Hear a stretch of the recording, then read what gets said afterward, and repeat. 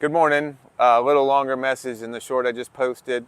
I wanted to kind of expound on what I shared with you yesterday about losing a business and what happened afterwards, because I think this is going to blow your minds. So I shared yesterday I lost a business. This was back in 2008, so a while ago. But one of the biggest losses in my life. Um, Went into a dark, deep depression. Ended up checking into a faith-based rehab for a month. Get my mind right, get everything right.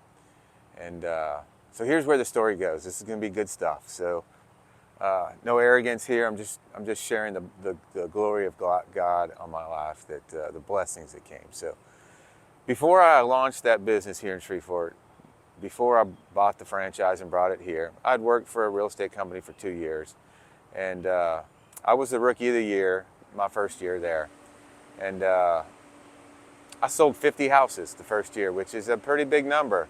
Most most realtors nationwide, once you average it out, sell 4 a year. I sold 50 that first year. Worked hard, and that's something I can do. You're going to see through these videos, I can work hard. Put my mind to it, set a goal, accomplish that dream, I can do it. So I did that, and then I left there to build the franchise, did that for 18 months, lost that, went into as I said, a dark depression, 6 months long. Came out of that, and ended up meeting these two guys in North Carolina that were selling foreclosed homes on a pretty big scale. They had developed some cool systems.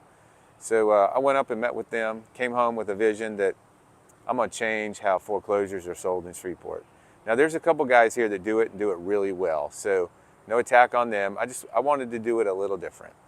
So I created some systems. I hired 2 staff members to work in my office, created systems that were going to make it easier for people to understand the home buying process of foreclosures, to make it real easy for agents to submit offers and get them accepted, and be transparent with the public, so that there wasn't this thought anymore of listing agents maybe only selling to their favorite clients when they get a real good deal. So I put all that in place, and it took about a year for the business to take off, for me to start getting homes assigned to me to sell. But after about a year, I might cry here. It exploded. I mean, when I say exploded, I told you I went from selling 50 homes a year to selling 300 to 400 homes a year. Incredible, incredible. Well, that led to some other cool things. So I got invited to start serving on my local board, which led me to serve on the state board of realtors, which led me to get assigned to a couple of national committees with the National Association of Realtors, which is unheard of for a guy that hadn't served. I mean, it takes a couple of years, many years, to get assigned to these committees. So I'm serving on these committees. I think we're doing good work. We're helping the federal government understand the process, that we need to be selling homes to first-time home buyers. There's definitely a place for investors, that foreclosures, rather than let this house sit and get rotted, it's better to just, if the people cannot maintain, foreclose, help them with some moving money, relocation assistance, that kind of thing. But we're doing real good. I was doing real good work with these committees, real good work. And then the magic hit. My clients, who all had offices in Washington, D.C., federal government people, when I would go to Washington, they would want to personally have a meeting with me, because I was selling so many homes. And so that was one of the best moments of my life, meeting with these high-level government officials and sharing what I felt would be best practices in our industry, in the foreclosure space. So I did that, and just one thing led to another, and I got a lot of honors.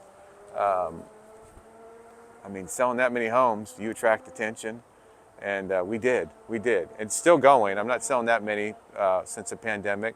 The foreclosure rates dropped. Housing prices are way up, so people are not upside down on their homes. But what an incredible story that God took.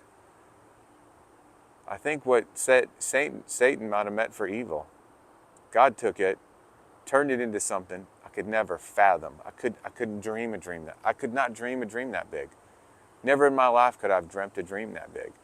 It became a reality. God said, Scott, you've been faithful in the little in so many areas.